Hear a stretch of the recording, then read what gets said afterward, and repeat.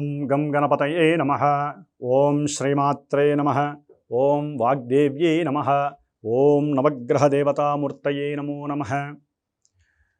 ఓం శరదిందు సమాకారే పరబ్రహ్మస్వరూపిణే వాసరాపీఠనిలయే సరస్వతీ నమోస్తుతే. ఓం ధరణీగర్భసంభూతం విద్యుత్కాంతిసమప్రభం కుమారం శక్తిహస్తం తం మంగళం ప్రణమామ్యహం. ఓం అంగారకగ్రహదేవతాయై నమో నమః. ఈ ఛానల్ని వీక్షిస్తున్నటువంటి ప్రేక్షక మహాశైలందరికీ కూడా శుభాభివందనం తెలియజేస్తూ, శ్రీ విశ్వావసు నామ సంవత్సరంలో మనకి దాదాపుగా మార్చి 30వ తేదీన ప్రారంభమైనటువంటి ఈ నూతన సంవత్సరంలో ఎన్నో గ్రహాలు, ముఖ్యంగా కొన్ని గ్రహాలలో మనకున్నటువంటి నవగ్రహాలలో శని భగవానుడు, రాహువు, కేతువు, గురువు, ఈ ఔటర్ ప్లానెట్స్ అంటే భూమికి దూరంగా ఉన్నటువంటి గ్రహాలలో ఔటర్ ప్లానెట్స్ ఇవి. మరి కుజుడు మన భూమికి దగ్గరగా ఉండి ఔటర్ ప్లానెట్గా ఉన్నాడు, బహిర్గత గ్రహాలు అంటారు. మరి ఈ గ్రహాలు ముఖ్యంగా మార్చి 30వ తేదీన శని భగవానుడు మీనరాశిలోకి వచ్చారు. మరి మే 14వ తేదీన బృహస్పతి అనగా గురువు మిథున రాశిలోకి ప్రవేశం జరుగుతుంది. మే 18వ తేదీన రాహువు కుంభరాశిలోకి ప్రవేశము, కేతువు సింహరాశిలోకి ప్రవేశం.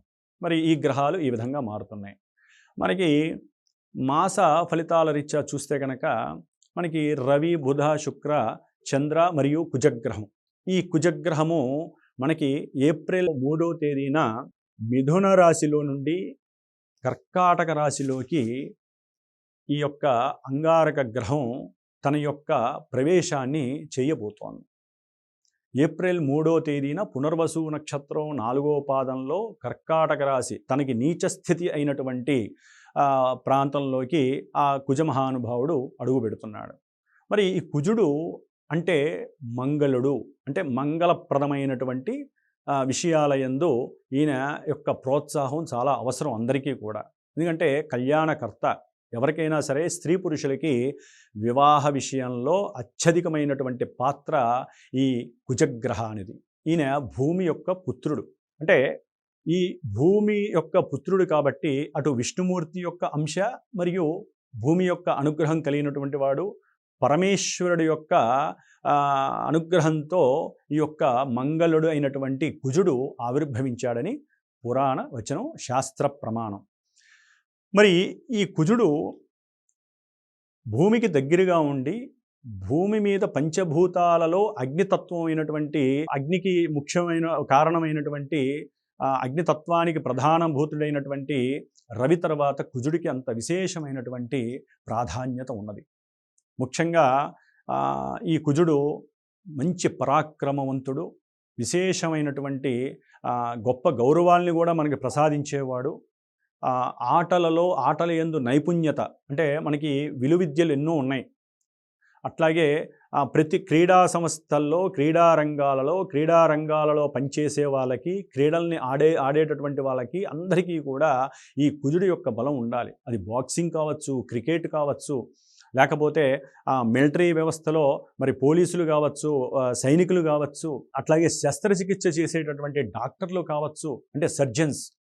మరి వీళ్ళందరికీ సంబంధించిన వాళ్ళు, ముఖ్యంగా కషాయ వాళ్ళు కావచ్చు, క్షురకులు, అంటే మనకి కంపల్సరీ అందరికీ అవసరమైనటువంటి, ఇప్పుడున్న రోజుల్లో స్త్రీలు పురుషులకి అవసరమైనటువంటి బ్యూటీ పార్లర్ వ్యవస్థలో మరి ఈ యొక్క హెయిర్ని కట్ చేసేటటువంటి ఆ యొక్క క్షురకులు, వారికి సంబంధించిన వాళ్ళకు కూడా ఈ కుజుడు. వడ్రంగి, అట్లాగే కుండలు తయారు చేసేటటువంటి వారు, అట్లాగే వ్యవసాయ భూములకి సంబంధించి అది రియల్ ఎస్టేట్ వ్యవస్థ వ్యాపారులకు కావచ్చు, లేకపోతే ఈ యొక్క వ్యవసాయ సంబంధిత ఆధారభూతమైనటువంటి రైతులందరికీ కూడా మరి పంపు సెట్లు కావచ్చు, లేకపోతే నాట్లు వేసేటటువంటి భూమి, ఆ నాట్లు అంటే మనకి భూమిలోంచే పండుతాయి అన్నీ కూడా. మరి భూపుత్రుడు కదా, ఆయన అనుగ్రహంతోనే. ముఖ్యంగా ఈ ఎండాకాలం చాలా విశేషమైనటువంటి పరిస్థితి కుజభగవానుడు. మరి ఈ కుజుడు ఇలా శుభాలతో పాటుగా మరి ఈ ప్రపంచంలో మానవులకి ఆహారాన్ని ఇచ్చేటటువంటి వ్యవసాయ ఆధారితమైనటువంటి భూమికి సంబంధించిన వాడు. ఎవరైనా గృహం కట్టుకోవాలన్నా, గృహాన్ని అమ్మాలన్నా, అట్లాగే ల్యాండ్స్ అంటే ఏదైనా భూ వివాదాలకు సంబంధించినటువంటి విషయాలకు కానివ్వండి, ముఖ్యంగా సోదరులకి సంబంధించినటువంటి విషయాల యందు కానివ్వండి, ఆరోగ్యం అంటే శత్రు రోగ రుణ విషయాలలో ఈ మూడిటికి సంబంధించిన వాడు కుజుడు. కుజుడు గనక జాతకంలో సరిగ్గా లేక ఉన్నట్లయితే కనుక శత్రువులు వృద్ధి చెందుతారు, అవసరం లేనటువంటి అంతర్గత రోగాలు వస్తాయి, అట్లాగే రుణాలు సంప్రదిస్తాయి, అవసరం లేకుండానే అంతర్గతంగా ఎన్నో అప్పులు చేయాల్సినటువంటి పరిస్థితులు. ఇవన్నిటికీ కూడా ఆయన మూలకారకుడు కుజ భగవానుడు. మరి ఈయన మనకు ఉన్నటువంటి ద్వాదశ రాశుల్లో మేషరాశి మరియు వృశ్చిక రాశి, అటు చరరాశి ఇటు స్థిర రాశి, ఈ రెండు రాశులకి కూడా ఈ యొక్క కుజ భగవానుడు ఆధిపత్యం వహించాడు.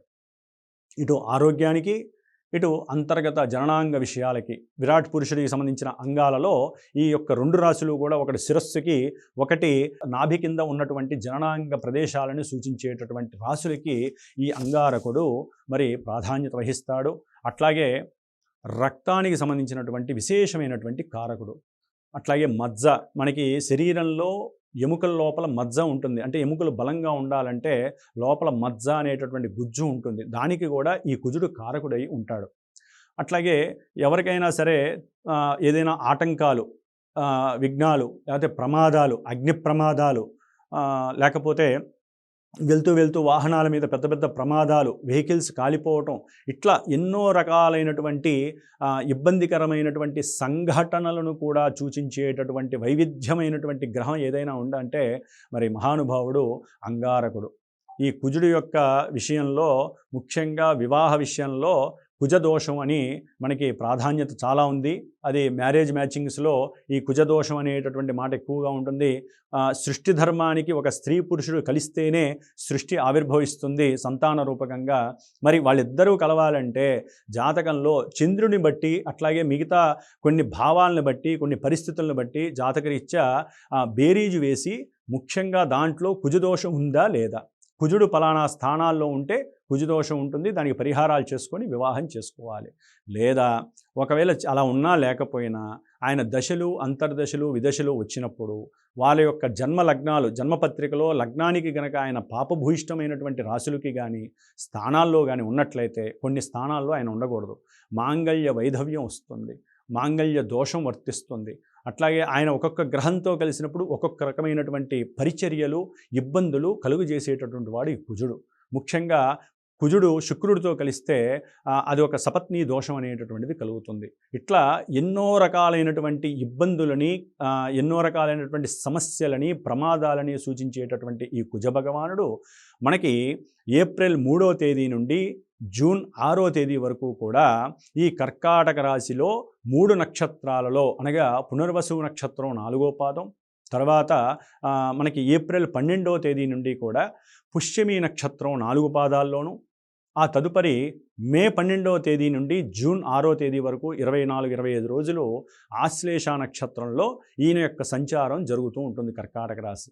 మరి ఈ కర్కాటక రాశి ఈ యొక్క అంగారకుడికి నీచస్థిత రాశి, మిత్రరాశి అయినప్పటికీ దాంట్లో ఇప్పుడు ఈ ఏప్రిల్ 12 నుండి కూడా మే 12వ తేదీ వరకు ఈ 30 రోజులు కూడా చాలా ఇబ్బందికరమైనటువంటి పరిస్థితులు మన యొక్క దేశాలకి కానీ, ప్రపంచ దేశాలకి కానీ కలగబోతున్నాయి. ఎందుకంటే కుజ భగవానుడు ఇందాక మనం చెప్పుకున్నట్టుగా సమస్త ప్రమాదాలకి ముఖ్య కారకుడు. ఆయన చాలా ఫాస్ట్ క్యాండిడేట్, ఆయన చాలా ఫాస్ట్గా చేసేస్తాడు. అది కాక చరరాశి అంటే fast moving planet plus sign కూడా ఫాస్ట్ మూవింగ్ సైన్ అయింది కాబట్టి అది మిత్రరాశి అయింది. నీచ స్థితిలో ఉన్నాడు అంటే విడిగా కుజుడు ధైర్యవంతుడు, పరాక్రమవంతుడు, అట్లాగే విక్రమశాలి, అన్నదమ్ములకి సంబంధించినటువంటి వ్యవహారాలు తెలియజేసేవాడు, భూ సంబంధిత పరిస్థితులను తెలియజేసేవాడు. మరి నీచ స్థితిని బట్టి బలహీనుడే ఉండటం వలన అది జలరాశిలో ఉండటం, ఇప్పుడు మార్చి 30 నుండి జలరాశిలో అడుగుపెట్టినటువంటి శని, శత్రువు అయినటువంటి శని యొక్క నక్షత్రంలో ఉండి ఆ శని మనకి మీనరాశిలో ఉండటం ద్వారా జల ప్రమాదాలు, జలము లోపల ఆల్రెడీ ఎప్పటి నుంచో సెగలు కక్కుతూ ఉన్నటువంటి ఎన్నో మనకి ఈ అగ్నికి సంబంధించినటువంటివి ఎన్నో ఉన్నాయి.